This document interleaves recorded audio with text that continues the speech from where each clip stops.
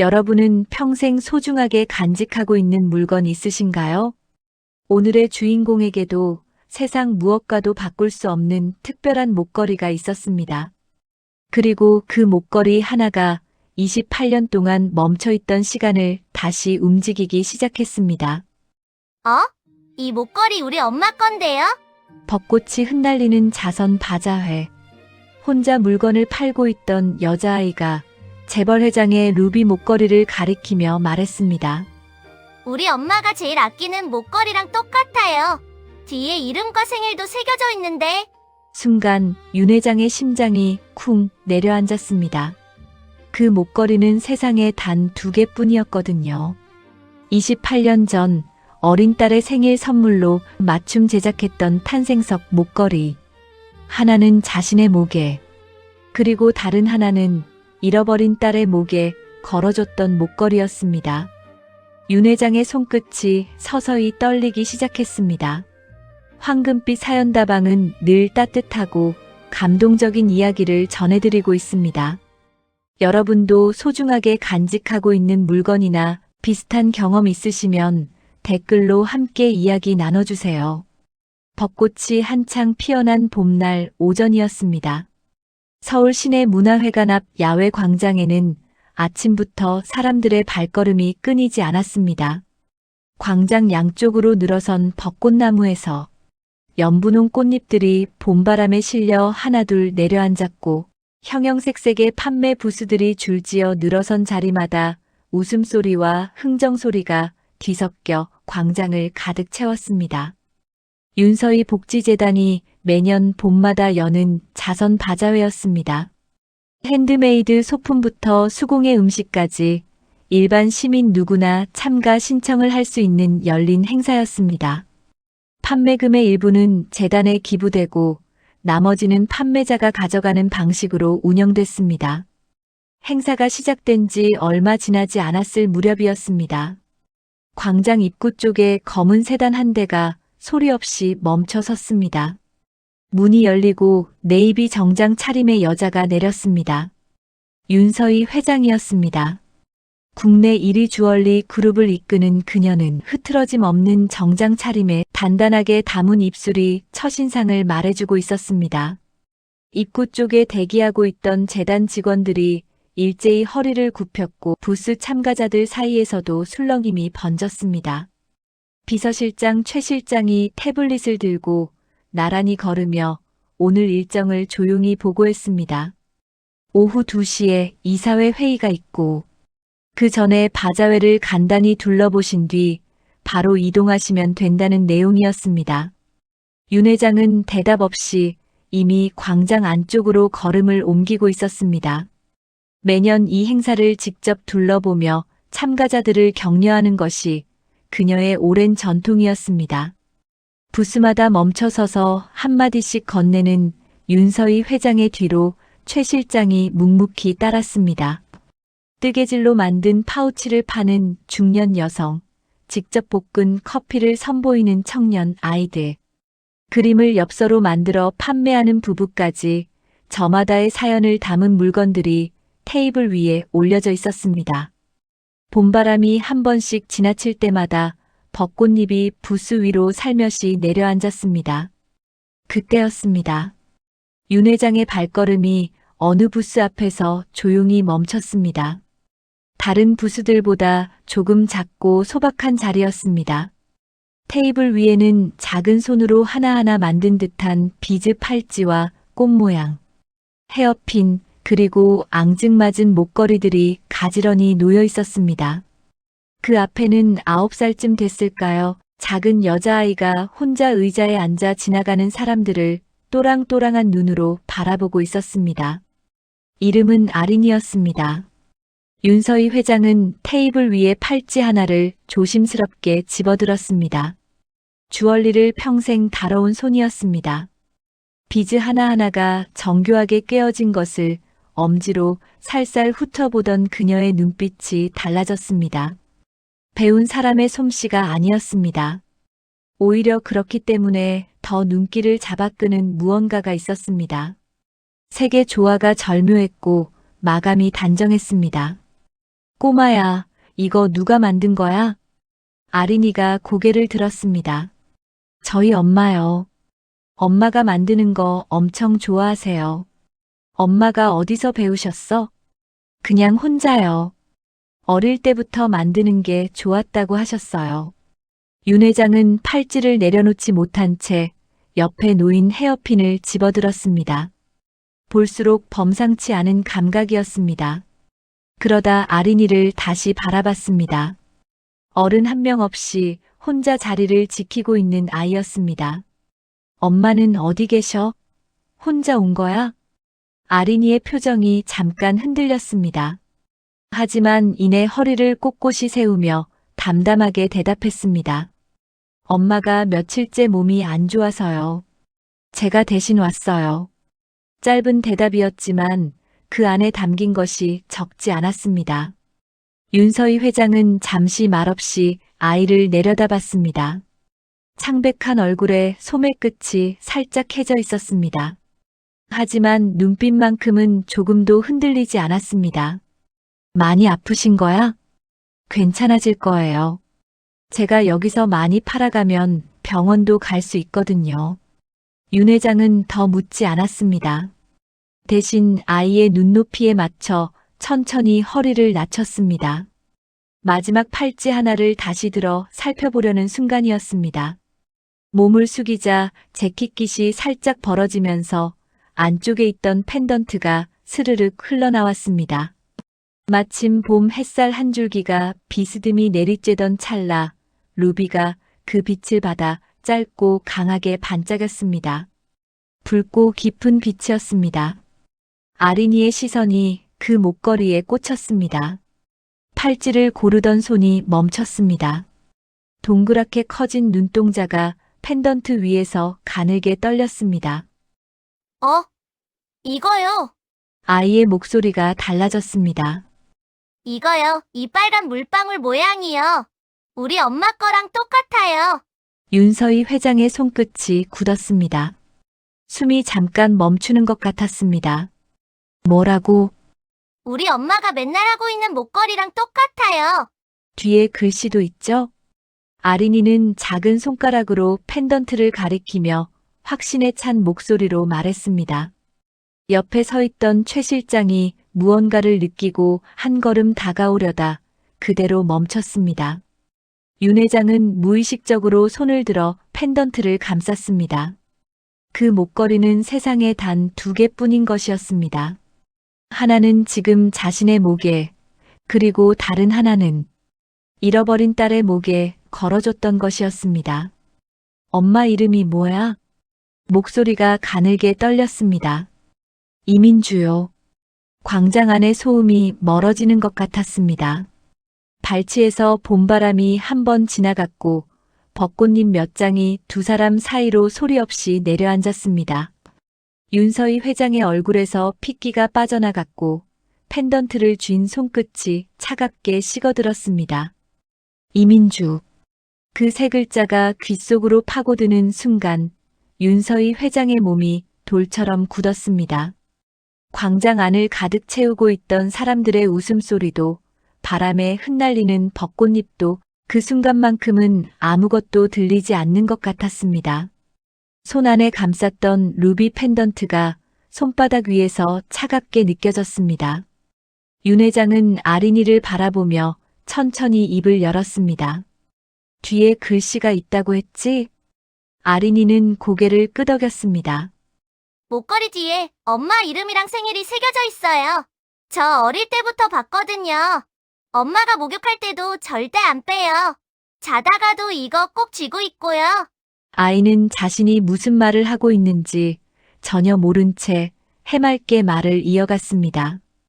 윤서희 회장은 그 말들을 들으면서도 시선이 어느 한 곳에 고정된 채 움직이지 않았습니다. 최 실장이 조심스럽게 한 걸음 다가와 옆에서 나지막이 불렀습니다. 회장님. 윤 회장은 대답하지 않았습니다. 대신 아린이 앞에 천천히 무릎을 굽혔습니다.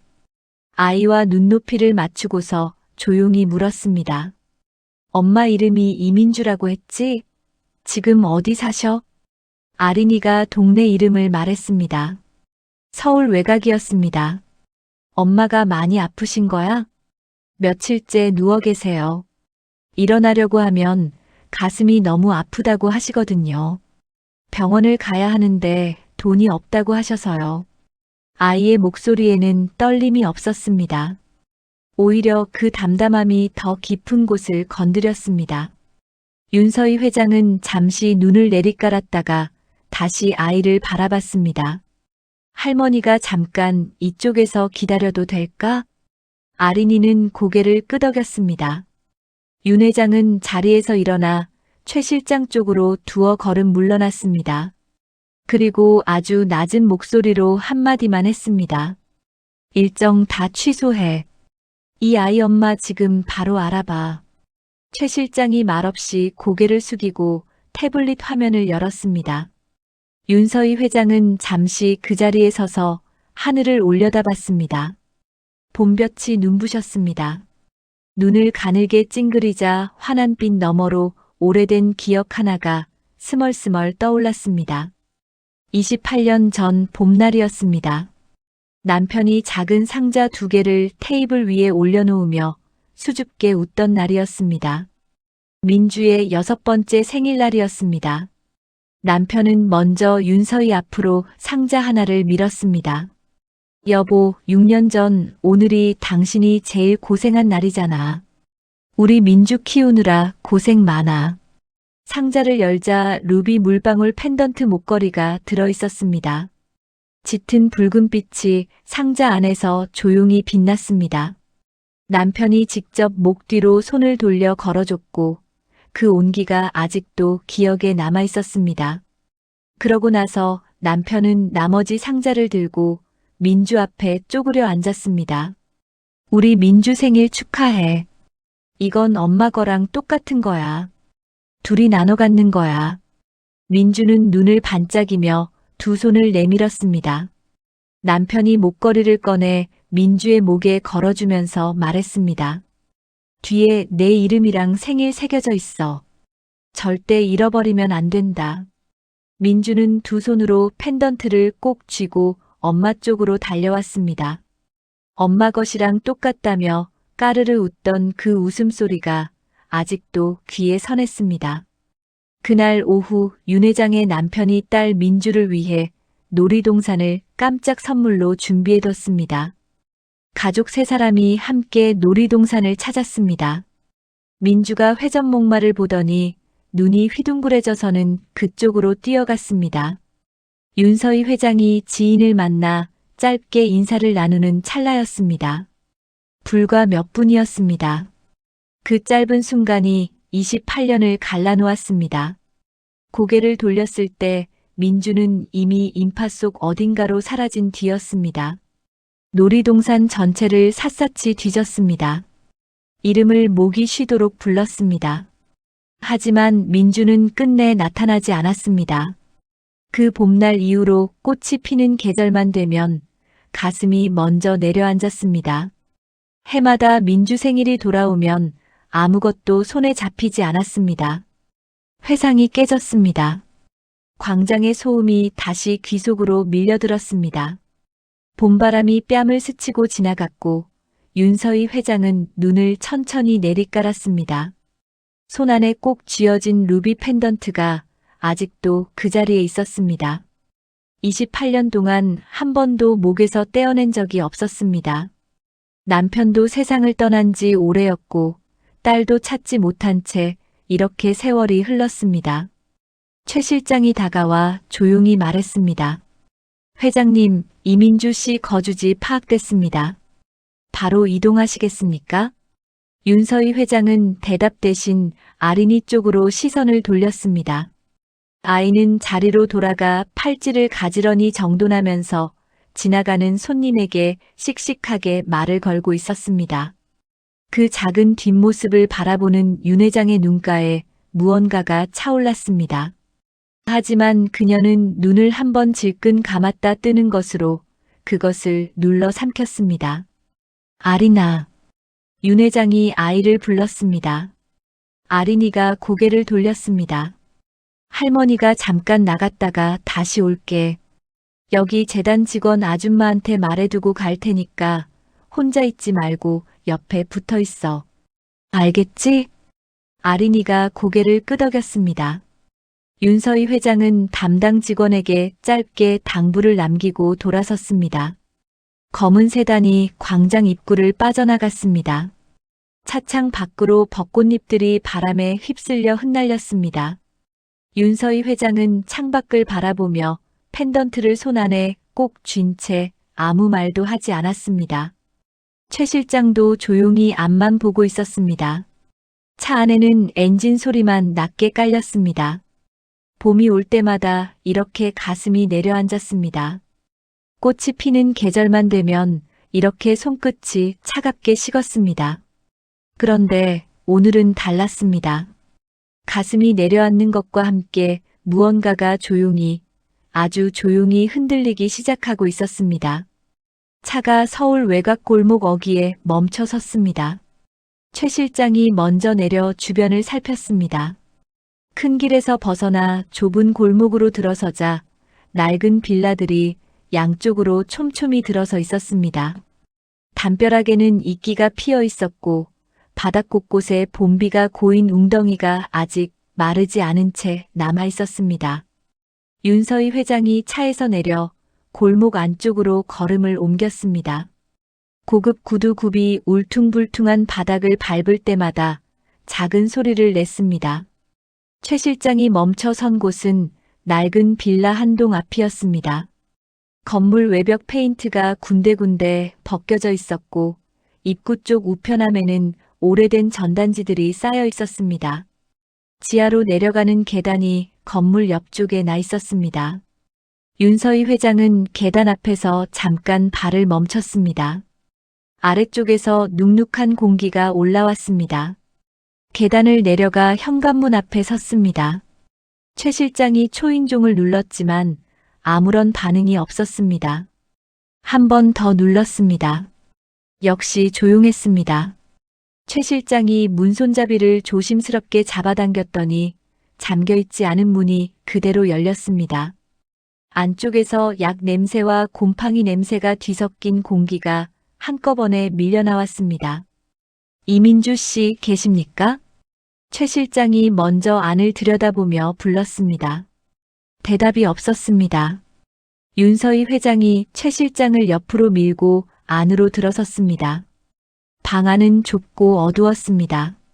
작은 창문 하나로 들어오는 봄볕이 방 한쪽을 가늘게 비추고 있었지만 그 빛으로는 어둠을 걷어내기가 역부족이었습니다. 한쪽 벽에는 아린이가 그린 듯한 그림들이 삐뚤빼뚤하게 붙어 있었고 낡은 책상 위에는 다 쓴 약봉지와 물컵이 놓여 있었습니다. 그리고 방 한가운데 낡은 요 위에 한 여자가 쓰러져 있었습니다. 이민주였습니다. 윤서희 회장의 발걸음이 순간 멈췄습니다. 34이라는 나이가 무색하게 얼굴은 종이장처럼 창백했고 입술 끝은 푸르스름하게 변해 있었습니다. 숨을 쉴 때마다 가슴께에서 작은 쇳소리 같은 것이 새어나왔습니다. 땀에 젖은 머리카락이 뺨에 들러붙어 있었습니다. 그때 윤서희 회장의 시선이 민주의 목 쪽으로 내려갔습니다. 환자복귀 사이로 가는 줄 하나가 보였습니다. 줄 끝에 매달린 루비 펜던트가 희미한 빛을 받아 붉게 반짝이고 있었습니다. 윤 회장의 눈동자가 크게 흔들렸습니다. 손끝이 저도 모르게 자신의 목 쪽으로 올라갔다가 천천히 내려왔습니다. 구급차 부를 시간 없어요. 지금 당장 차로 옮겨요. 윤서희 회장이 최 실장을 향해 짧게 말했습니다. 최 실장이 곧바로 민주 곁에 무릎을 꿇고 상체를 조심스럽게 일으켰습니다. 앙상하게 마른 어깨였습니다.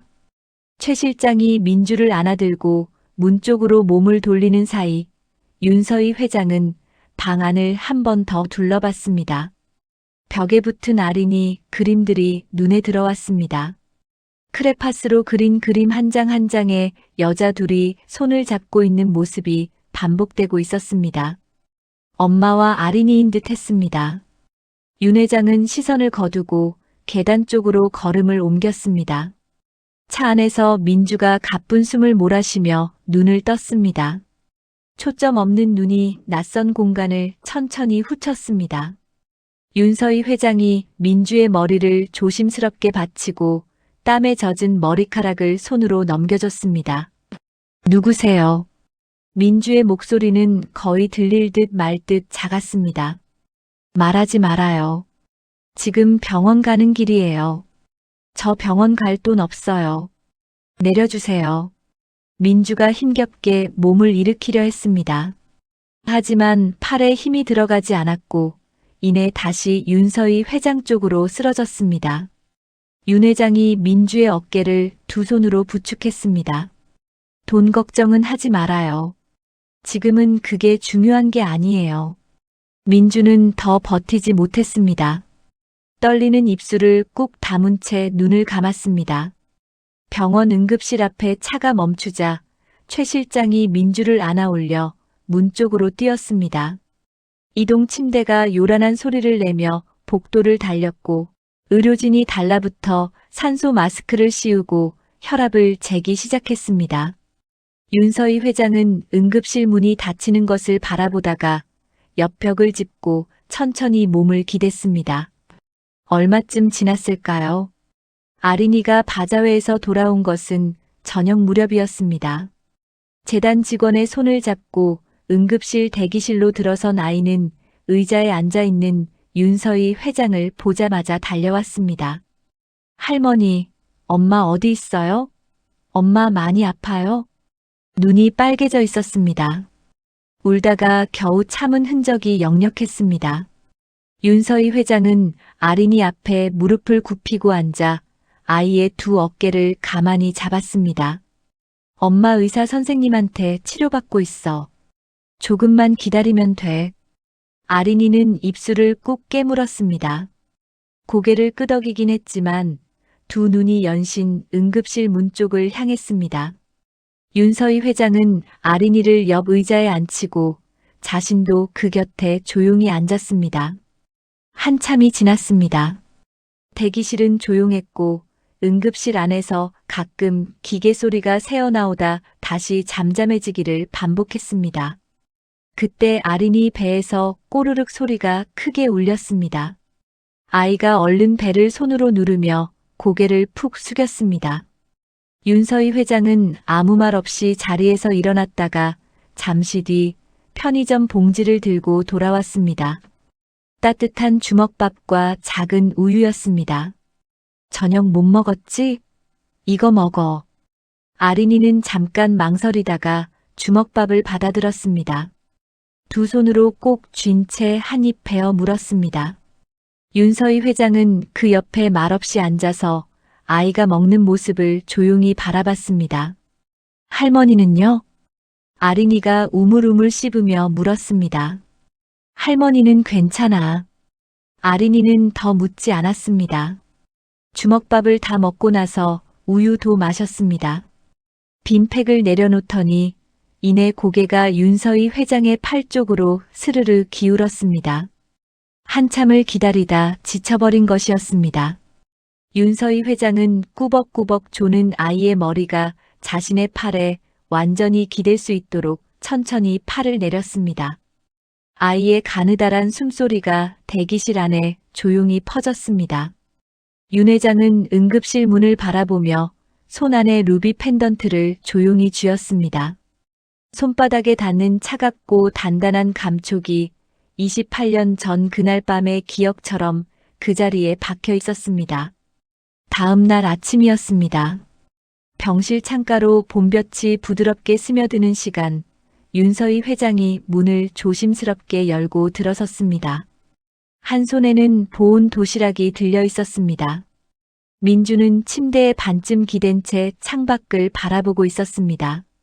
어젯밤보다 안색이 조금 돌아온 것 같았지만 눈 아래 그늘은 여전히 짙었습니다. 일어나 계셨어요. 좀 어때요? 윤서희 회장이 테이블 위에 도시락을 내려놓으며 물었습니다. 민주는 짧게 고개를 끄덕였습니다. 고맙다는 말도 왜 또 왔냐는 말도 없었습니다. 그저 낯선 사람을 대하는 듯한 조심스러운 눈빛이었습니다. 윤 회장은 그 눈빛을 읽고도 아무 말 없이 창가 쪽 의자를 끌어당겨 조용히 앉았습니다. 도시락 뚜껑을 여는 순간 구수한 된장국 냄새가 병실 안으로 퍼졌습니다. 민주의 눈길이 도시락 쪽으로 잠깐 향했다가 다시 창밖으로 돌아갔습니다. 윤서희 회장은 숟가락을 들어 국물을 한번 저어보고는 민주 쪽으로 조심스럽게 내밀었습니다. 약 드시기 전에 뭐라도 좀 드셔야 해요. 한 입만이라도요. 민주는 잠시 망설이다가 숟가락을 받아들었습니다. 국물 한 모금이 천천히 목을 타고 내려갔습니다. 따뜻한 기운이 속으로 번지는 것 같았습니다. 윤서희 회장은 그 모습을 말없이 바라보다가 시선을 창밖으로 돌렸습니다. 그날부터 사흘이 지났습니다. 윤서희 회장은 매일 아침 병실 문을 두드렸습니다. 어떤 날은 따뜻한 죽을 들고 왔고 어떤 날은 민주가 먹기 편한 부드러운 음식을 챙겨왔습니다. 말이 많지 않았습니다. 그냥 옆에 앉아서 민주가 먹는 것을 살펴보고 약 시간이 되면 조용히 알려주고 의사가 오면 함께 설명을 들었습니다. 민주는 여전히 경계심을 완전히 풀지 않았지만 거부하지도 않았습니다. 아린이는 달랐습니다. 학교를 마치고 병실로 달려온 아이는 윤서희 회장을 보자마자 옆으로 쪼르르 달려와 앉았습니다. 오늘 수업 시간에 있었던 일, 급식에 나온 반찬 이야기, 친구가 넘어져서 무릎을 다쳤다는 이야기까지 한시도 쉬지 않고 떠들어댔습니다. 윤서희 회장은 그 이야기들을 하나하나 들으며 맞장구를 쳤습니다. 때로는 아린이가 하는 말에 조용히 웃기도 했습니다. 그 웃음을 보는 민주의 눈빛이 묘하게 흔들리는 순간이 가끔 있었습니다. 낯선 것을 보는 눈빛도 의심하는 눈빛도 아니었습니다. 이름 붙이기 어려운 그냥 복잡한 눈빛이었습니다. 나흘째 되던 오후였습니다. 아린이가 학교에 간 시간이었습니다. 윤서희 회장도 잠깐 자리를 비운 사이 병실 문에 노크 소리가 울렸습니다. 단정하게 머리를 넘긴 50대 여자가 과일 바구니를 들고 들어섰습니다. 회색 정장에 인자한 미소를 걸친 차림이었습니다. 누워 계세요, 누워 계세요. 저는 윤서희 회장님 재단에서 일하는 박정임이라고 해요. 회장님이 많이 신경 쓰시는 분이라기에 제가 인사드리려고 왔어요. 박정임은 과일 바구니를 테이블에 내려놓으며 자연스럽게 의자를 끌어당겨 앉았습니다. 민주는 어리둥절한 얼굴로 가볍게 고개를 숙였습니다. 신경 써주셔서 감사합니다. 박정임은 민주를 찬찬히 살펴보더니 부드럽게 미소를 지었습니다. 많이 힘드셨겠어요. 아이 혼자 키우면서 몸까지 아프시고. 괜찮습니다. 회장님이 참 각별하게 챙기시더라고요. 제가 오래 모셔서 아는데 회장님이 이렇게 직접 나서시는 경우가 흔치 않아요. 민주는 말없이 듣고만 있었습니다. 박정임은 잠깐 뜸을 들이더니 목소리를 살짝 낮췄습니다. 사실 회장님이 오래전에 아이를 잃으셨어요. 그 상처가 아직도 많이 깊으세요. 그래서 가끔 어린아이들 보면 마음이 많이 쏠리실 때가 있어요. 특히 아린이 같은 아이는 더 그렇고요. 민주의 눈썹이 아주 미세하게 움직였습니다. 처음엔 다들 따뜻하게 다가오시죠. 근데 그 마음이 얼마나 오래 가느냐는 또 다른 문제잖아요. 아이가 먼저 마음을 줬다가 나중에 더 아프게 되는 경우를 제가 몇 번 봤어요. 괜히 겁들이려는 게 아니에요. 그냥 어머니 입장에서 미리 아셔야 할 것 같아서요. 박정임은 마지막에 걱정스러운 얼굴을 지어 보이며 천천히 자리에서 일어났습니다. 과일 맛있게 드시고 얼른 몸 추스르세요. 방해가 됐다면 죄송해요. 병실 문이 닫혔습니다. 복도로 나선 박정임의 얼굴에서 미소가 소리 없이 지워졌습니다. 그녀는 복도 끝을 한번 바라보다가 조용히 걸음을 옮겼습니다. 구두 소리가 복도에 낮게 울리다 사라졌습니다. 병실 안에는 정적이 내려앉았습니다. 민주는 한동안 꼼짝도 하지 않고 창밖을 바라봤습니다. 박정임이 한 말들이 머릿속에서 천천히 되감겼습니다. 나쁜 말은 아니었습니다. 오히려 걱정해주는 말이었습니다. 그런데 이상하게 가슴 한쪽이 싸늘하게 식어가는 것 같았습니다. 보육원에서 자라면서 민주는 그런 경우를 너무 많이 봐왔습니다.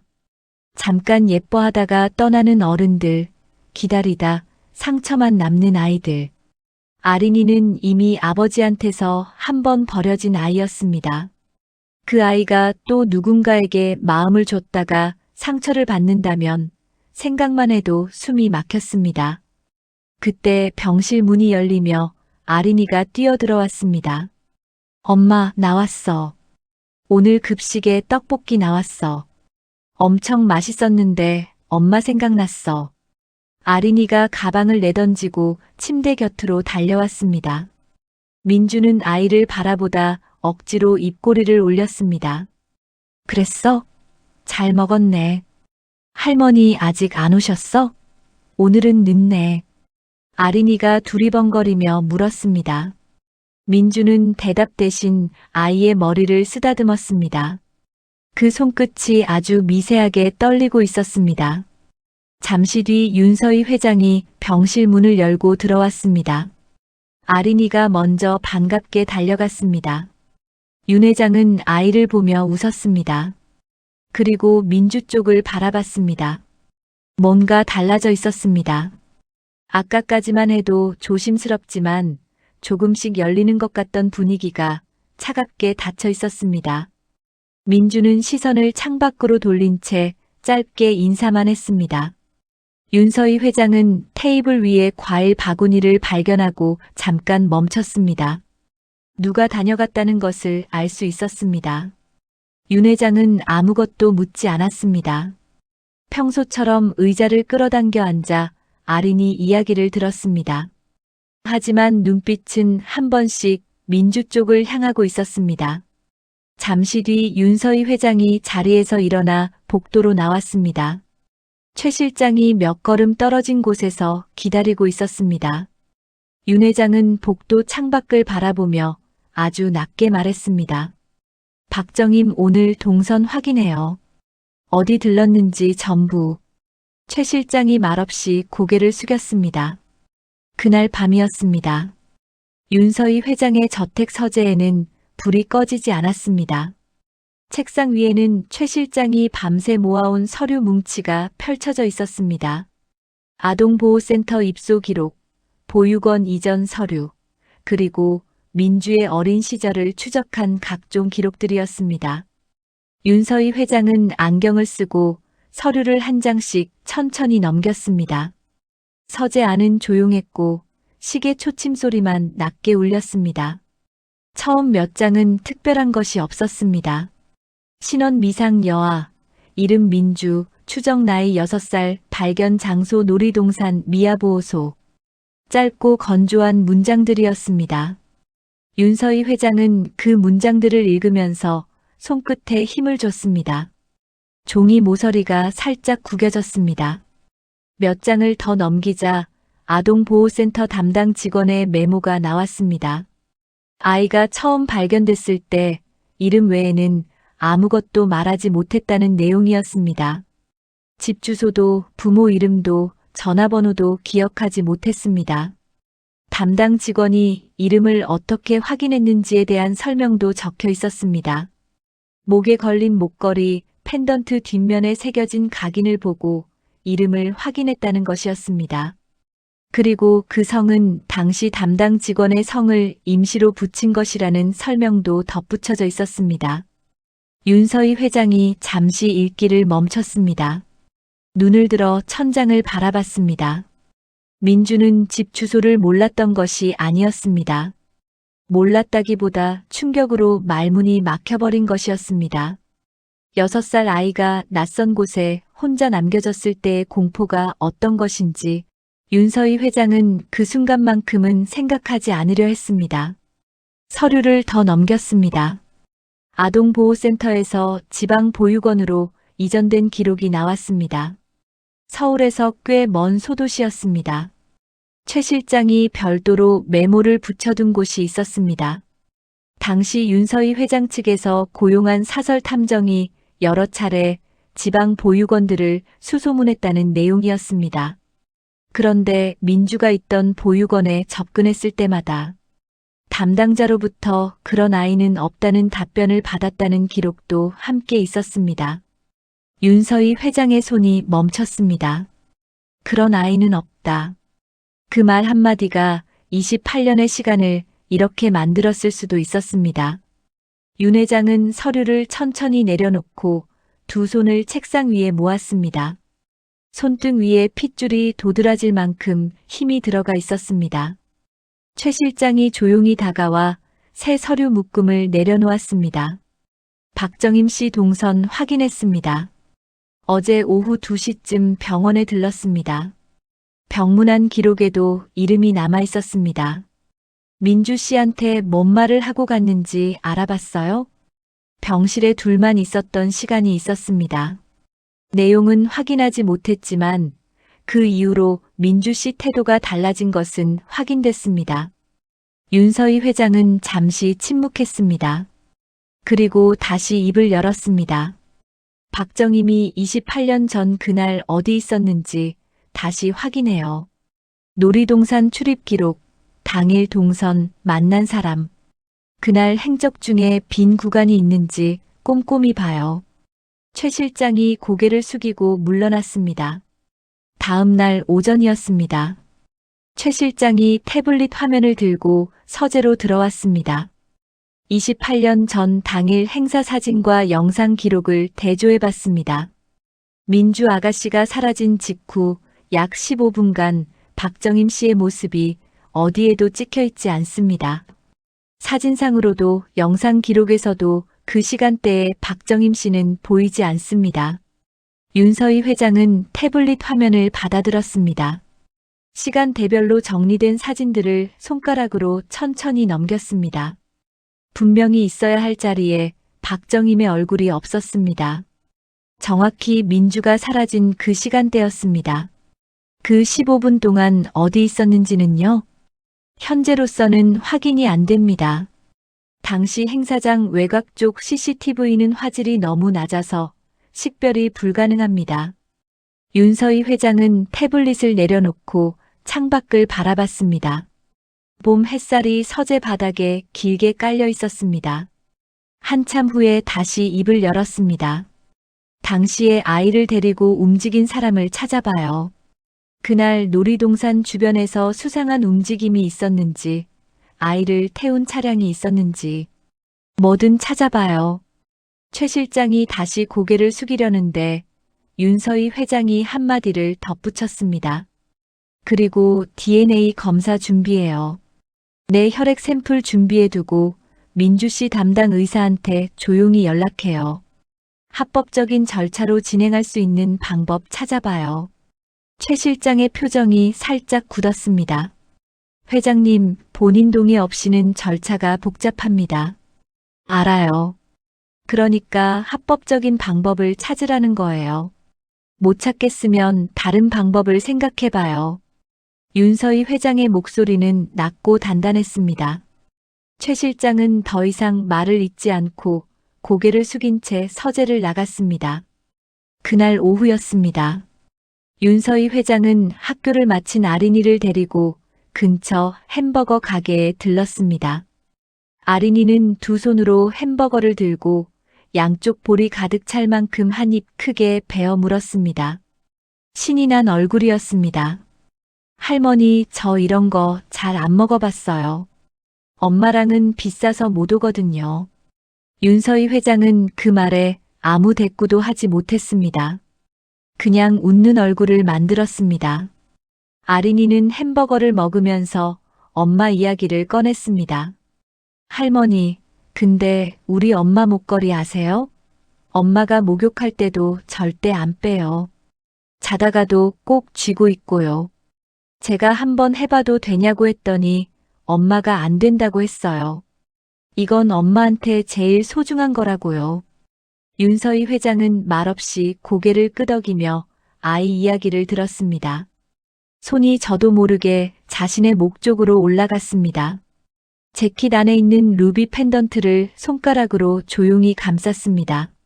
차갑고 단단한 감촉이 손바닥에 또렷하게 전해졌습니다. 햄버거를 다 먹고 자리에서 일어날 때였습니다. 아린이가 먼저 출구 쪽으로 뛰어갔습니다. 최 실장이 자연스럽게 테이블을 정리하는 척하며 아린이가 마시던 컵을 조용히 챙겼습니다. 윤서희 회장과 최 실장은 아무 말 없이 눈빛만 교환했습니다. 저택으로 돌아온 윤서희 회장은 서재 불을 켰습니다. 책상 서랍을 열어 낡은 사진 한 장을 꺼냈습니다. 오래전에 찍은 사진이었습니다. 하얀 원피스를 입은 어린 여자아이가 환하게 웃고 있었습니다. 목에는 작은 루비 펜던트가 걸려 있었습니다. 남편이 찍어준 사진이었습니다.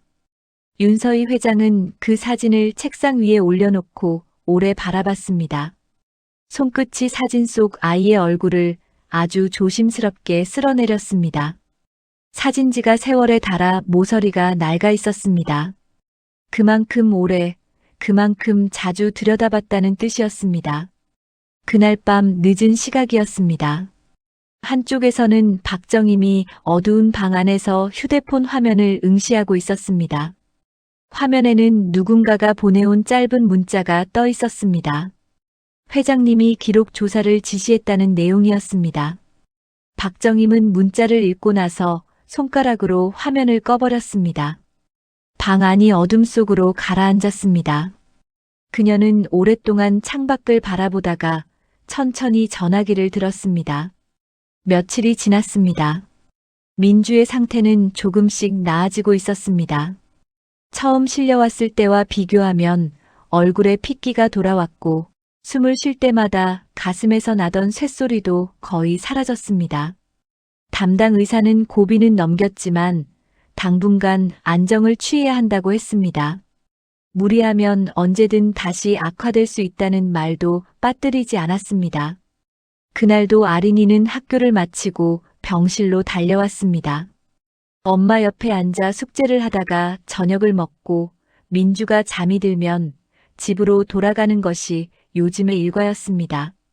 윤서희 회장이 재단 직원에게 부탁해서 아린이가 병원과 집을 오갈 때는 항상 누군가 함께하도록 해뒀습니다.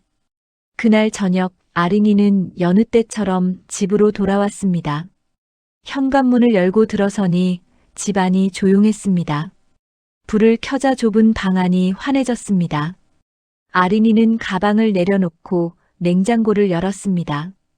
윤서희 회장이 챙겨다 준 반찬들이 작은 통에 담겨 가지런히 들어 있었습니다.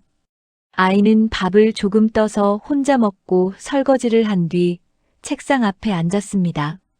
내일 받아쓰기 시험이 있었습니다. 얼마나 지났을까요? 연필을 움직이던 아린이의 손이 멈췄습니다. 현관 쪽에서 소리가 들렸습니다. 처음에는 그냥 바람 소리인가 싶었습니다. 그런데 잠시 후 다시 들렸습니다. 문을 두드리는 소리였습니다. 부드럽게 두드리는 것이 아니라 느리고 무겁게 일부러 겁을 주듯이 두드리는 소리였습니다. 아린이는 연필을 내려놓고 귀를 기울였습니다. 거기 누구 있어? 남자 목소리였습니다. 낯선 목소리였습니다. 아린이는 의자에서 일어나지 않았습니다. 숨을 죽인 채 문 쪽을 바라봤습니다. 두드리는 소리가 다시 들렸습니다. 이번에는 조금 더 세게였습니다. 안에 있는 거 알아. 문 열어봐. 아이의 등줄기가 서늘해졌습니다. 심장 소리가 귀에서 울리는 것 같았습니다. 아린이는 최대한 소리를 내지 않으려고 조심하면서 책상 서랍을 열었습니다. 윤서희 회장이 며칠 전에 적어준 전화번호가 적힌 종이가 들어있었습니다. 혹시 무서운 일이 생기면 바로 전화하라고 했던 것이었습니다. 아이는 떨리는 손으로 휴대폰을 들었습니다. 문 두드리는 소리는 계속됐습니다. 그러다 잠시 멈추더니 이번에는 문틈 사이로 무언가가 스르륵 밀려 들어왔습니다. 종이었습니다. 아린이는 그 자리에서 꼼짝도 하지 못했습니다. 전화기 너머로 신호음이 2번 울리다가 윤서희 회장의 목소리가 들렸습니다. 아린아, 할머니. 아이의 목소리가 가늘게 떨렸습니다. 무서워요. 모르는 사람이 문 두드리면서 열라고 해요. 전화기 너머에서 잠시 침묵이 흘렀습니다. 그리고 윤서희 회장의 목소리가 들렸습니다. 아까보다 훨씬 낮고 단단한 목소리였습니다. 아린아, 잘 들어. 문 절대 열면 안 돼. 지금 바로 갈 테니까 안에서 꼼짝 말고 기다려. 알겠지? 네. 무서워도 괜찮아. 할머니 금방 가. 전화가 끊겼습니다.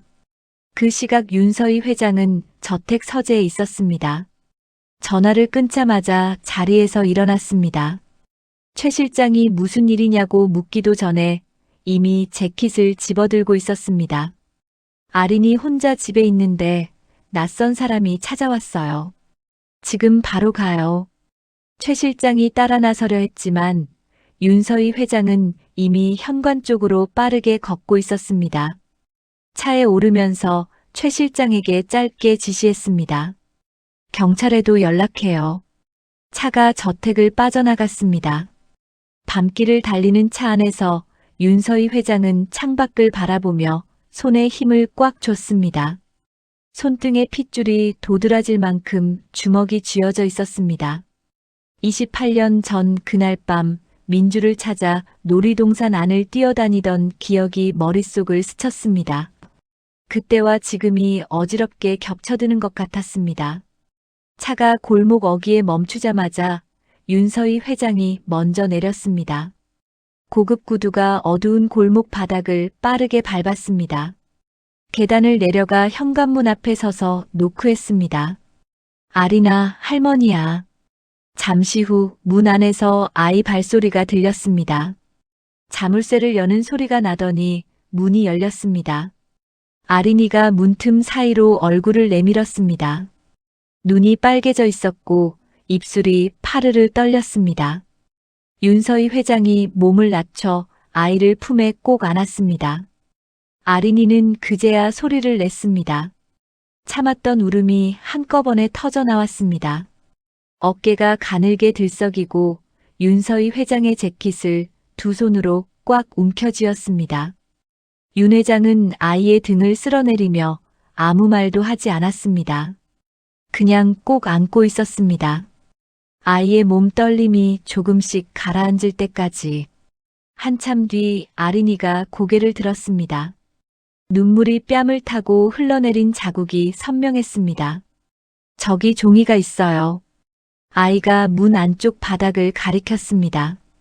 윤서희 회장이 몸을 숙여 종이를 집어들었습니다. 반으로 접힌 메모지였습니다. 펼치자 삐뚤빼뚤한 글씨로 몇 줄이 적혀 있었습니다. 그 여자한테 가까이 가면 좋지 않을 거야. 엄마한테도. 윤서희 회장의 눈빛이 가늘어졌습니다. 종이를 다시 접어 재킷 안주머니에 넣었습니다. 그리고 아린이를 바라봤습니다. 무섭지. 많이 놀랐지.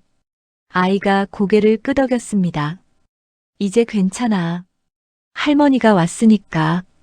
윤서희 회장은 아린이를 데리고 안으로 들어갔습니다. 방 안을 한번 둘러보고 나서 아이 옆에 앉았습니다. 최 실장에게서 연락이 왔습니다. 경찰이 도착했고 주변을 살펴봤지만 이미 사라진 뒤라는 내용이었습니다. 윤서희 회장은 전화를 끊고 아린이를 바라봤습니다.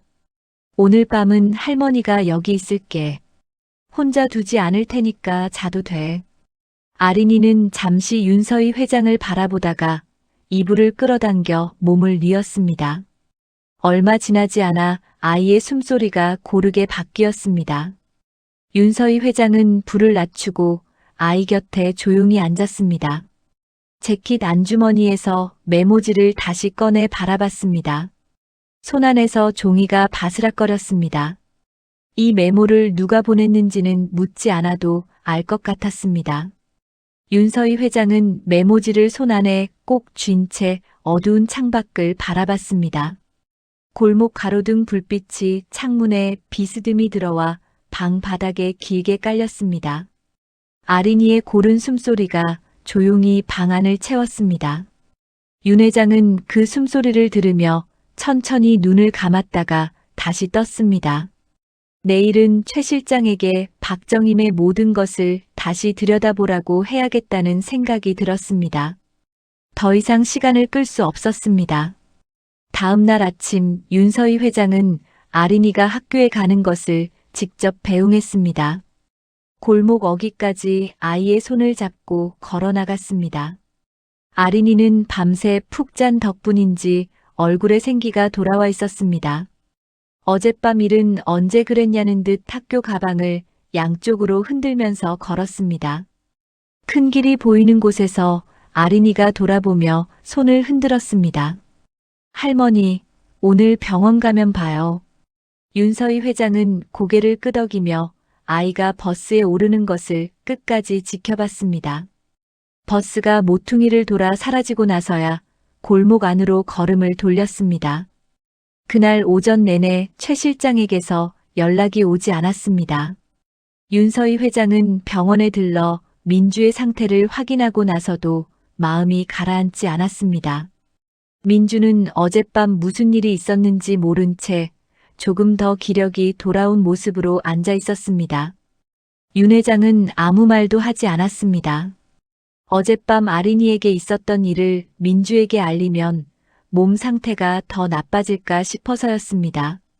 점심 무렵이 지날 즈음 최 실장에게서 연락이 왔습니다. 회장님, 잠깐 자리 비우실 수 있으십니까? 병원 복도 끝 창가였습니다. 최 실장이 두꺼운 서류 봉투와 함께 다가왔습니다. 28년 전 그날 아이를 놀이동산 밖으로 데리고 나간 사람을 찾았습니다. 윤서희 회장의 눈빛이 가늘어졌습니다. 당시 박정임 씨 주변에서 자비를 하던 사람입니다. 지금은 지방에서 살고 있는데 조사팀이 접근해서 진술을 받아냈습니다. 최 실장이 태블릿을 꺼내 녹취 파일을 틀었습니다. 나이든 남자의 목소리였습니다. 처음에는 목소리가 갈라지다가 이내 느리고 낮게 이어졌습니다. 처음엔 그냥 아이 하나 데려다주는 일인 줄 알았습니다. 멀리 보내기만 하면 된다고 했습니다. 시키는 대로 하면 돈을 준다고 해서 했습니다. 아이는 계속 울었습니다. 엄마를 찾으면서요. 나중엔 죽었다는 소문까지 들어서 그냥 입 다물고 살았습니다. 녹취가 끊겼습니다. 복도 안이 조용해졌습니다. 윤서희 회장은 태블릿 화면을 내려다봤습니다. 화면 속 파형이 멈춰 있었습니다. 아이는 계속 울었습니다. 엄마를 찾으면서요. 그 한 문장이 귓속에서 떠나지 않았습니다. 최 실장이 조심스럽게 말을 이었습니다. 그리고 회장님, 오늘 오전에 하나 더 들어왔습니다. 최 실장이 노란 서류 봉투를 내밀었습니다. 겉면에 유전자 검사 기관 이름이 적혀 있었습니다. 윤서희 회장은 봉투를 받아들었습니다. 손끝에 종이의 감촉이 느껴졌지만 쉽게 열리지 않았습니다. 잠깐만요. 윤서희 회장은 봉투를 손에 쥔 채 천천히 병실 쪽으로 걸어갔습니다. 유리창 너머로 병실 안이 보였습니다. 민주가 침대에 앉아 아린이와 나란히 무언가를 보고 있었습니다. 아린이가 학교에서 받아온 받아쓰기 시험지인 듯 했습니다. 아린이가 100점이라고 손가락으로 가리키자 민주가 피식 웃었습니다. 오랜만에 보는 웃음이었습니다. 윤서희 회장은 유리창 너머의 두 사람을 한참 바라봤습니다. 그리고 천천히 봉투에서 눈을 내렸습니다. 손가락이 봉투 끝을 잡았습니다. 바스락 소리가 조용한 복도에 작게 울렸습니다. 봉투를 찢었습니다. 안에는 여러 장의 종이가 들어 있었습니다. 복잡한 수치들이 빼곡하게 적힌 페이지를 빠르게 넘기던 시선이 마지막 장에서 멈췄습니다. 검체간 유전자 비교 결과 99.99%의 확률로 친자 관계가 성립함. 윤서희 회장의 다리에서 힘이 빠졌습니다. 복도 벽을 짚으려 손을 뻗었지만 손끝이 벽면에 닿기도 전에 그대로 벽에 등을 기대며 천천히 주저앉았습니다. 서류가 손안에서 구겨졌습니다. 살아있었구나. 입 밖으로 나온 것인지 속으로 삼킨 것인지 알 수 없었습니다. 어깨가 가늘게 들썩이기 시작했습니다. 참으려 했지만 소용이 없었습니다. 눈가에 열기가 차오르더니 이내 눈물 한 줄기가 볼을 타고 흘러내렸습니다. 닦으려고 손을 올렸다가 그냥 내렸습니다. 내 딸이 살아있었어. 복도 끝에서 기다리던 최 실장이 다가오다가 멈췄습니다. 윤서희 회장이 복도 바닥에 주저앉아 있는 모습을 본 것은 30년 가까이 곁에서 일하면서 처음이었습니다. 최 실장은 다가가지 않고 그 자리에 조용히 섰습니다. 얼마가 지났을까요? 윤서희 회장이 천천히 몸을 일으켰습니다. 차가운 벽면을 짚고 서면서 서류를 가슴에 꼭 안았습니다. 눈가의 눈물은 이미 식어 있었습니다. 아직 볼이 약간 붉었지만 눈빛은 달라져 있었습니다. 흔들리지 않는 눈이었습니다. 그때 최 실장에게서 다시 연락이 왔습니다. 회장님, 박정임 씨가 오늘 오전에 짐을 챙겨 재단 사무실을 비웠습니다. 연락도 되지 않습니다. 윤서희 회장은 잠시도 망설이지 않았습니다. 출국 금지 요청해요. 그리고 박정임이 쓰던 사무실, 집, 차 전부 막아요. 어디로도 못 나가게. 최 실장이 빠르게 전화를 들었습니다. 윤서희 회장은 다시 유리창 너머를 바라봤습니다. 아린이가 민주 귀에 대고 무언가를 속삭이고 있었고 민주가 눈을 가늘게 뜨며 웃었습니다. 햇살이 병실 안으로 부드럽게 들어오고 있었습니다. 윤서희 회장은 가슴에 안고 있던 서류를 한 번 더 내려다봤습니다. 99.99%라는 숫자가 눈에 들어왔습니다. 이제 민주에게 가야 했습니다. 그 전에 먼저 해결해야 할 것이 하나 남아 있었습니다. 윤서희 회장은 최 실장 쪽으로 걸음을 돌렸습니다. 박정임 찾으면 나한테 바로 연락해요. 내가 직접 만날 거예요. 목소리는 낮았습니다. 하지만 그 안에 담긴 무게는 달랐습니다. 최 실장은 말없이 고개를 깊이 숙였습니다. 박정임이 붙잡힌 것은 그날 저녁 무렵이었습니다. 공항 출국장 앞이었습니다.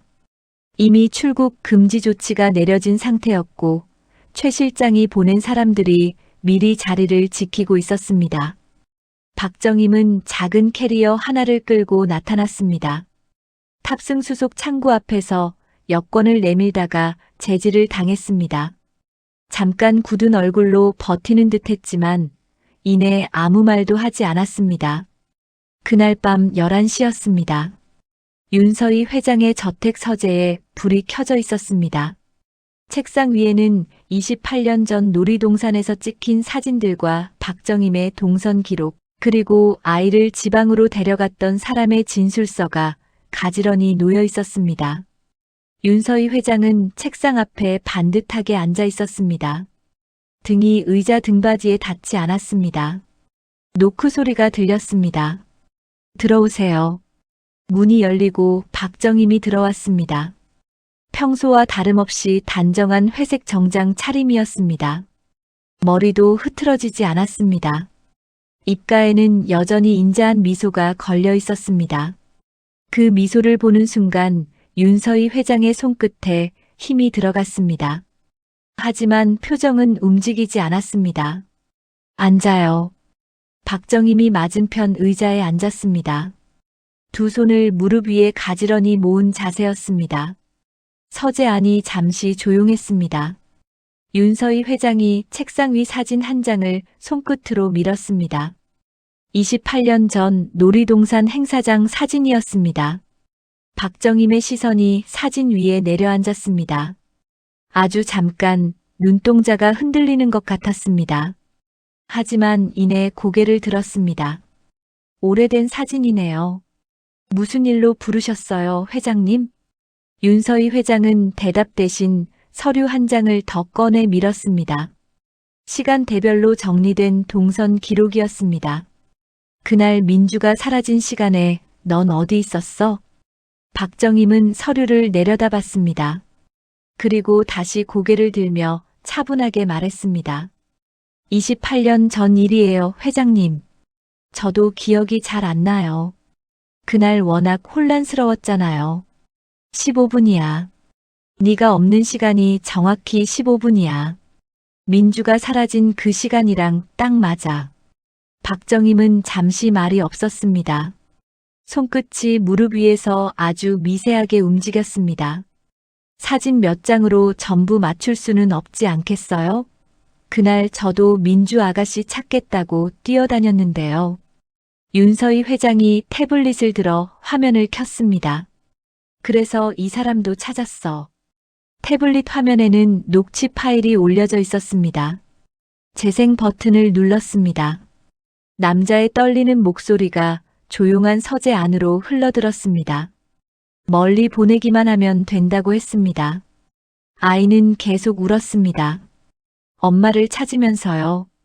녹취가 끝났습니다. 서재 안에 침묵이 내려앉았습니다. 박정임은 태블릿 화면을 바라보다가 짧게 웃었습니다. 비웃음에 가까운 소리였습니다. 이런 걸 믿으세요?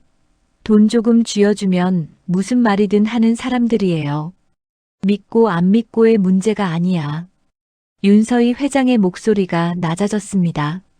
네가 그 시간에 없었다는 기록이 있고 아이를 데려간 사람이 있고 그 사람은 너와 연결돼 있어. 그리고 며칠 전밤에는 아린이 집에 사람을 보냈지. 박정임의 입가에서 미소가 조금씩 지워졌습니다. 회장님, 그날 아이를 놓친 건 회장님이에요. 저가 아니라요. 본인 죄책감을 이제 와서 저한테 돌리려는 겁니까? 윤서희 회장의 손끝이 책상 모서리를 조용히 짚었습니다. 하지만 표정은 오히려 더 차갑게 가라앉았습니다. 그래, 내가 잠깐 손을 놓쳤어. 그건 맞아. 박정임의 입가가 미세하게 움직였습니다. 하지만 넌 그 순간 내 곁에 없었어. 내가 민주를 찾아 정신없이 뛰어다니던 그 15분 동안 넌 어디 있었는지 이제 나한테 똑바로 말해봐. 박정임은 오랫동안 아무 말도 하지 않았습니다. 가지런히 모아두었던 손끝이 처음으로 흐트러졌습니다. 손가락이 정장 바지 위를 천천히 긁었습니다. 서재 안의 정적이 길어질수록 두 사람 사이의 공기가 달라졌습니다.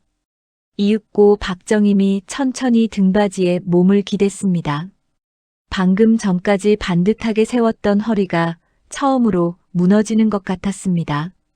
이만하면 다 아신 것 같네요. 아주 낮은 목소리였습니다. 윤서희 회장의 숨이 잠깐 멈췄습니다. 왜 그랬어? 목소리가 갈라졌습니다. 내가 어떻게 나한테 이럴 수 있어? 박정임은 시선을 피하지 않았습니다. 입꼬리를 비틀듯 웃었습니다. 이제는 더 이상 인자한 재단 이사의 얼굴이 아니었습니다. 정말 몰라서 묻는 거야? 넌 다 가졌잖아. 좋은 남편의 예쁜 딸의 돈까지. 나는 그 옆에서 아무것도 없이 바닥을 기는데 넌 늘 행복했어. 그게 미치도록 꼴 보기 싫었어. 서재 안에 그 말이 울리다 가라앉았습니다. 윤서희 회장은 박정임을 바라보며 아무 말도 하지 않았습니다. 오랫동안 그냥 바라만 봤습니다. 그래서 내 딸을 데려간 거야. 박정임은 대답 대신 창밖을 바라봤습니다. 28년 동안 내 옆에 붙어서 내가 무너지는 걸 지켜보면서 그 말이 끝나는 순간 윤서희 회장이 자리에서 일어났습니다. 책상을 돌아 박정임 앞에 섰습니다. 그리고 박정임의 뺨을 힘껏 내리쳤습니다. 짧고 마른 소리가 서재에 울렸습니다. 박정임의 고개가 옆으로 꺾였다가 천천히 돌아왔습니다. 입가에 번진 웃음은 이번에도 지워지지 않았습니다. 윤서희 회장은 떨리는 손을 뒤로 감췄습니다. 그리고 조금도 높아지지 않은 목소리로 말했습니다. 남은 말은 경찰 앞에서 해. 책상 위 버튼을 눌렀습니다. 문이 열리고 대기하고 있던 직원들과 함께 경찰이 들어왔습니다. 그제야 박정임의 얼굴에 처음으로 당혹스러운 빛이 스쳤습니다. 박정임은 두 팔을 잡힌 채 서재 밖으로 끌려나갔습니다. 복도 끝으로 멀어지는 발소리가 잦아들다 사라졌습니다. 문이 닫혔습니다. 서재 안에 홀로 남은 윤서희 회장은 한동안 그 자리에 서 있었습니다. 책상 위에 놓인 오래된 사진 한 장으로 시선이 내려갔습니다. 하얀 원피스를 입고 환하게 웃고 있는 어린 민주의 사진이었습니다. 목에는 작은 루비 펜던트가 찰랑거리고 있었습니다. 윤서희 회장은 그 사진을 손에 들었습니다. 손가락이 사진 속 아이의 얼굴을 천천히 쓸어내렸습니다. 눈가에 열기가 차올랐지만 이번에는 눈물이 흘러내리지 않았습니다. 그냥 그렇게 사진을 오래 바라봤습니다. 잠시 후 윤서희 회장은 사진을 내려놓고 재킷을 여몄습니다. 최 실장. 복도에서 기다리던 최 실장이 문을 열고 들어왔습니다. 차 준비해요. 병원으로 가야겠어요. 목소리는 가라앉아 있었습니다. 하지만 흔들리지 않았습니다. 최 실장은 말없이 고개를 숙였습니다. 병원에 도착한 것은 자정이 가까운 시각이었습니다. 복도에는 인기척이 없었습니다. 간호사실 쪽에서 희미한 불빛이 새어나왔고 바닥을 닦는 청소기계 소리가 먼 복도 끝에서 낮게 들려왔습니다. 윤서희 회장은 민주의 병실 앞에 멈춰 섰습니다. 문 앞에서 한동안 움직이지 않았습니다. 문손잡이에 손을 올렸다가 다시 내리고 또 올렸다가 멈췄습니다. 안으로 들어가면 무슨 말부터 해야 할지 알 수 없었습니다. 28년이라는 시간을 어디서부터 풀어야 하는지도 몰랐습니다. 잠시 후 윤서희 회장은 조심스럽게 문을 열었습니다. 병실 안은 고요했습니다. 희미한 수면 등 아래 아린이가 엄마 침대 격간이 소파에 몸을 웅크린 채 잠들어 있었습니다. 아이의 고른 숨소리가 조용히 방 안을 채웠습니다. 민주는 잠들지 못한 채 천장을 바라보고 있었습니다. 인기척에 고개를 돌렸습니다. 윤서희 회장의 얼굴을 본 민주의 눈빛이 흔들렸습니다. 평소와 달랐습니다. 핏발이 선 눈, 다 무너진 사람처럼 지쳐 보이는 얼굴이었습니다. 윤서희 회장은 아린이 곁을 조심스럽게 지나 민주 침대 옆 의자에 천천히 앉았습니다. 한동안 아무 말도 하지 않았습니다. 손을 무릎 위에 모은 채 바닥을 내려다봤습니다. 병실 안의 정적이 두 사람 사이에 무겁게 깔렸습니다. 그리고 윤서희 회장이 겨우 입술을 뗐습니다. 민주야. 그 이름을 부르는 목소리부터 이미 많이 무너져 있었습니다.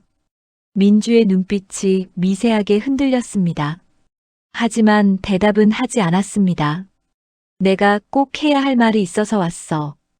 윤서희 회장은 더는 돌려 말할 수 없었습니다. 너를 버린 적 없어. 짧은 한마디였지만 병실 안의 공기가 달라졌습니다. 민주의 숨이 턱 막혔습니다. 이불 위에 올려두었던 손끝이 아주 미세하게 떨렸습니다. 윤서희 회장은 낮고 조용한 목소리로 말을 이어갔습니다. 28년 전에 내가 잠깐 손을 놓쳤어. 사람들이 많은 놀이동산이었어. 정말 잠깐이었는데 그 짧은 순간에 네가 사라졌어. 그날 이후로 단 하루도 너를 찾지 않은 날이 없었어. 민주의 입술이 조금 벌어졌습니다. 하지만 아무 말도 나오지 않았습니다. 그런데 바로 옆에 있던 사람이 나를 속였더구나.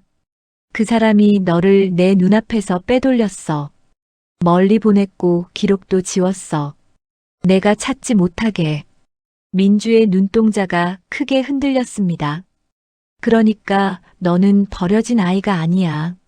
내가 널 잃어버린 거야. 그 죄는 내 몫이지만 너를 원하지 않았던 적은 단 한 번도 없어. 그 말이 끝나자 민주는 꼼짝도 하지 않았습니다. 마치 몸 전체가 굳어버린 것처럼 천장만 바라봤습니다. 그러다 한참 뒤에야 아주 천천히 입을 열었습니다. 그럼 저는 버려진 게 아니었던 거네요. 윤서희 회장의 눈가에 물기가 번졌습니다. 하지만 이번에는 참지 않았습니다. 아니야. 절대로 아니야. 민주는 시선을 아래로 내렸습니다. 손등 위에 맺혔던 눈물 한 방울이 소리 없이 떨어졌습니다. 누가 저를 버린 줄 알고 살았어요. 내가 뭘 잘못해서 엄마가 날 안 찾는 줄 알았어요. 평생 제가 쓸모없는 아이인 줄 알았어요. 그 말은 아주 담담했습니다. 그런데 그 담담함이 오히려 더 깊은 곳을 후볐습니다. 윤서희 회장은 고개를 들지 못했습니다. 손에 힘이 들어가 무릎 위에서 손등이 하얗게 눌렸습니다. 민주야. 목이 메어 겨우 나온 말이었습니다. 잠시 침묵이 흘렀습니다. 미안하다. 그 긴 세월을 혼자 버티게 해서. 엄마가 너무 늦었다. 민주는 한동안 아무 말도 하지 못했습니다. 눈은 잠든 아린이 쪽으로 향해 있었습니다. 아이의 얼굴은 평온했습니다. 그 얼굴을 바라보는 민주의 얼굴이 조금씩 무너지기 시작했습니다. 비 오는 날마다 그런 생각을 했어요. 민주의 목소리가 조금 젖었습니다. 엄마가 있었으면 좋겠다고.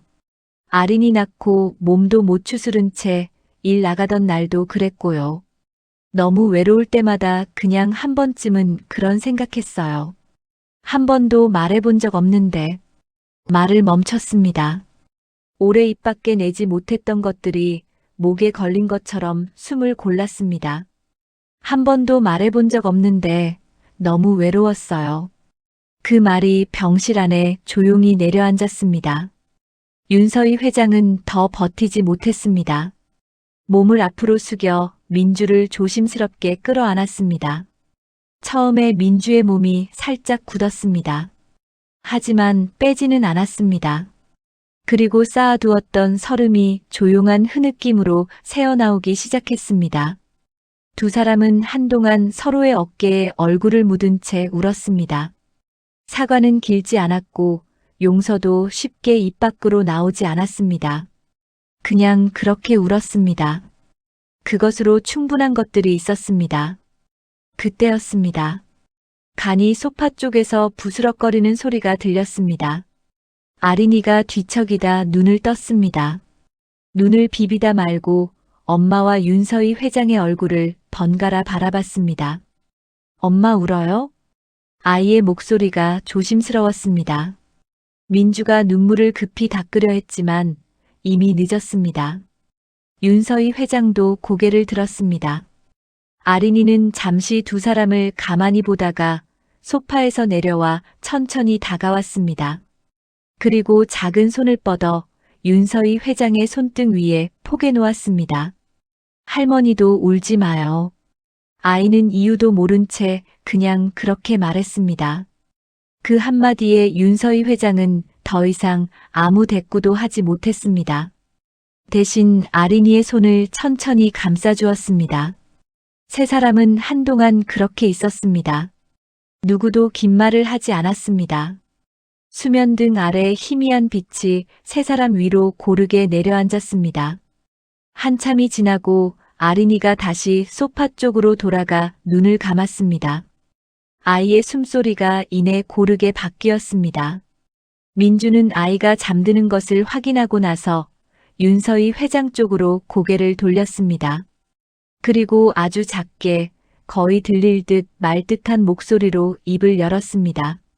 엄마, 그 한마디는 오래 걸어온 사람이 마침내 문 앞에 도착해 노크하는 것처럼 조심스럽고 작았습니다.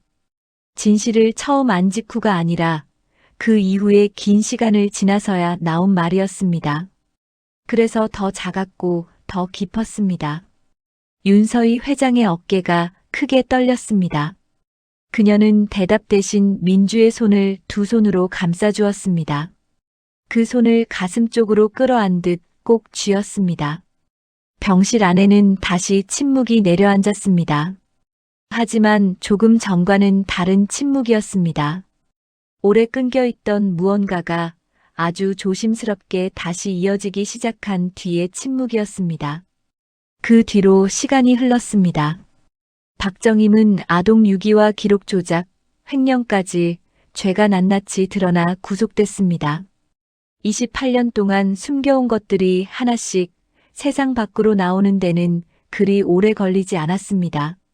거센 진실이 지나간 자리에는 봄비가 지나간 뒤처럼 조금씩 조용한 일상이 스며들기 시작했습니다. 민주의 몸은 천천히 회복되고 있었습니다. 처음 병실로 실려왔을 때와 비교하면 얼굴의 붓기는 많이 가라앉았고 창백하던 안색에도 조금씩 생기가 돌았습니다. 담당 의사는 급성 심근염이 상당 부분 안정됐다고 했습니다. 아직 몸은 쉽게 지쳤지만 적어도 더는 혼자 버티며 쓰러질 만큼 자신을 몰아붙이지 않아도 되는 상황이 됐습니다. 아린이도 달라졌습니다. 학교에 꾸준히 나가기 시작했고 병원에 오는 시간과 숙제하는 시간이 조금씩 자리를 잡아갔습니다. 아이 얼굴에서 전보다 훨씬 편안한 빛이 돌기 시작한 것은 윤서희 회장이 먼저 알아챘습니다. 그 시간 동안 윤서희 회장은 말보다 행동으로 곁을 지켰습니다. 약 먹는 시간을 먼저 챙겼고 진료 일정은 꼼꼼히 확인했습니다. 민주가 식사를 제대로 넘겼는지, 밤새 열은 오르지 않았는지 하나하나 눈으로 확인했습니다. 잃어버린 28년을 한꺼번에 메우겠다는 듯 다가들지도 않았습니다. 다만 오늘 할 수 있는 것을 오늘 하고 내일도 다시 와서 같은 자리를 지키는 쪽을 택했습니다. 민주가 태어난 것은 벚꽃이 지고 연두빛 새잎이 돋아나기 시작할 무렵이었습니다. 윤서희 회장은 병원과 가까운 곳에 넓은 정원이 딸린 조용한 단독주택을 마련했습니다. 햇볕이 하루 종일 환하게 드는 집이었습니다. 아린이 방도 따로 있었고 민주가 주얼리를 만들 수 있는 작업실도 갖춰져 있었습니다. 민주는 처음 그 집 앞에 섰을 때 한동안 말을 잇지 못했습니다. 윤서희 회장은 그런 민주를 바라보며 그냥 웃었습니다. 28년 동안 못해준 것들을 생각하면 이것도 부족하다고 느끼고 있었습니다. 며칠 뒤 점심, 세 사람이 나란히 식탁에 앉아 밥을 먹고 있었습니다. 햇살이 창가를 통해 식탁 위에 길게 떨어졌습니다. 아린이는 의자에 반쯤 걸터 앉아 학교에서 있었던 일을 쉬지 않고 떠들었습니다. 민주는 예전보다 훨씬 편안한 얼굴로 아이 이야기를 들으며 웃었습니다. 윤서희 회장은 민주 앞에 놓인 물컵이 너무 차갑지 않은지 손으로 한번 만져보고 국을 한 번 더 덜어줬습니다. 그때 민주가 윤서희 회장을 바라보며 조용히 말했습니다. 엄마도 앉아서 같이 드세요. 윤서희 회장은 잠깐 멈췄다가 조용히 자리에 앉았습니다. 그 뒤로 계절이 한 바퀴 돌았습니다. 무더운 여름이 지나고 단풍이 물들더니 어느새 다시 봄이 찾아왔습니다. 민주의 몸이 완전히 회복되는 동안 루비 브랜드도 그 시간만큼 조금씩 모습을 갖춰갔습니다. 민주가 직접 디자인하고 손으로 만든 것들이 하나둘 쌓여가는 동안 윤서희 회장은 그 옆에서 말없이 지켜봤습니다. 서두르지 않았습니다. 민주가 준비되는 만큼 그만큼씩만 나아가는 쪽을 택했습니다. 그리고 어느 봄날 오후였습니다. 윤서희 회장이 민주에게 조심스럽게 입을 열었습니다. 민주야, 엄마 회사에서 일해볼 생각 없어? 민주는 고개를 저었습니다. 저 배운 것도 없고요. 엄마 딸이라서 들어가는 것도 싫어요. 윤서희 회장은 잠시 민주를 바라보다가 천천히 입을 열었습니다. 배운 것 없다고? 엄마가 30년 동안 주얼리 일했는데 네가 만든 거 보고 처음으로 진짜 놀랐어. 이건 학교에서 배울 수 있는 게 아니야. 민주는 말없이 손끝을 내려다봤습니다. 엄마가 내 이름으로 된 브랜드 하나 만들고 싶어. 네가 만들고 싶은 거 마음껏 만드는 곳. 엄마가 못해준 28년을 이걸로 조금이라도 채우고 싶어. 민주의 눈가가 살짝 붉어졌습니다. 한참을 말없이 앉아 있다가 아주 작게 고개를 끄덕였습니다. 옆에서 듣고 있던 아린이가 두 손을 짝 쳤습니다.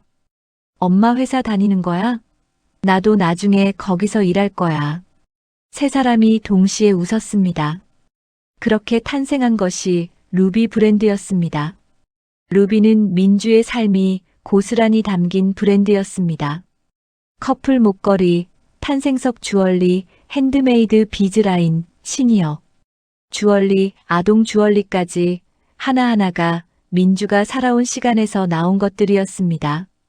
첫 번째 제품 발표의 날이었습니다. 작은 홀에 마련된 자리에 사람들이 조용히 앉았습니다. 앞쪽 테이블에는 다양한 탄생석이 박힌 커플 목걸이들이 케이스 안에 가지런히 놓여 있었습니다. 저마다 다른 빛깔의 보석들이 조명을 받아 화려하게 빛났습니다. 민주가 마이크를 잡았습니다. 잠깐 숨을 고르더니 천천히 입을 열었습니다. 이 목걸이는 저의 아버지가 제가 6번째 생일날 선물해 주신 거예요. 홀 안이 조용해졌습니다. 28년 동안 엄마랑 저를 이어준 목걸이입니다. 루비 브랜드는 이 목걸이에서 시작됐습니다. 저희 루비에서 기획한 이 탄생석 주얼리들을 소중한 사람과 나눠 가지세요. 두 개가 함께일 때 비로소 완성되는 목걸이입니다. 맨 앞자리에 앉아있던 윤서희 회장의 눈가가 천천히 젖어들었습니다. 옆에 앉은 아린이가 윤서희 회장의 손을 살짝 잡았습니다. 윤 회장은 아이의 손을 꼭 쥐었습니다. 발표회가 끝나고 세 사람은 함께 건물 밖으로 나왔습니다. 봄 햇살이 환하게 내리쬐는 오후였습니다. 거리 양쪽으로 늘어선 나무들에서 연두빛 잎사귀들이 바람에 살랑거렸습니다. 아린이가 두 사람 사이로 파고들더니 양쪽으로 손을 내밀었습니다. 나 손 잡아줘요. 윤서희 회장이 한쪽 손을 잡았습니다. 민주가 다른 쪽 손을 잡았습니다. 세 사람은 그렇게 나란히 걷기 시작했습니다. 봄바람이 한번 지나갔습니다. 그 바람결에 윤서희 회장의 루비 펜던트가 흔들렸습니다. 민주의 목에서도 똑같은 모양의 루비가 햇살을 받아 함께 빛났습니다. 두 개의 붉은 빛이 나란히 봄 햇살 속에서 일렁였습니다. 아린이가 두 사람을 번갈아 올려다봤습니다. 우리 이제 진짜 가족이죠?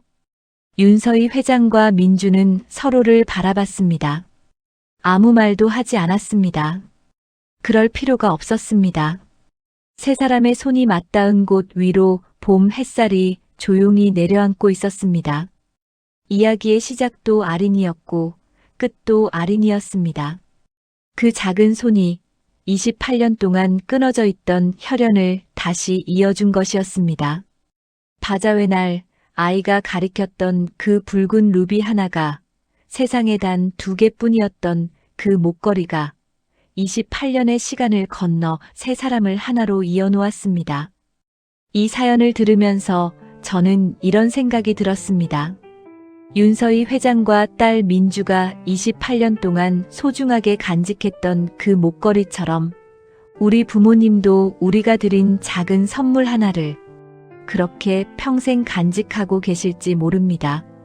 저도 그동안 말로 표현하지 못했던 마음, 이번 주말에 부모님 뵈러 갈 때 선물로 전해보려고요. 목걸이나 팔찌 같은 주얼리가 좋을까요? 아니면 피부 좋아지시라는 마음 담은 화장품이 좋을까요? 건강 챙겨드리는 영양제가 좋을까요? 여러분은 어떤 선물을 받았을 때 기분 좋으셨나요? 댓글로 함께 이야기 나눠주세요. 그리고 아래 더보기에 여러 가지 선물들을 정리해뒀으니 여러분도 둘러보세요. 지금까지 황금빛 사연다방이었습니다. 다음 이야기에서 또 만나요.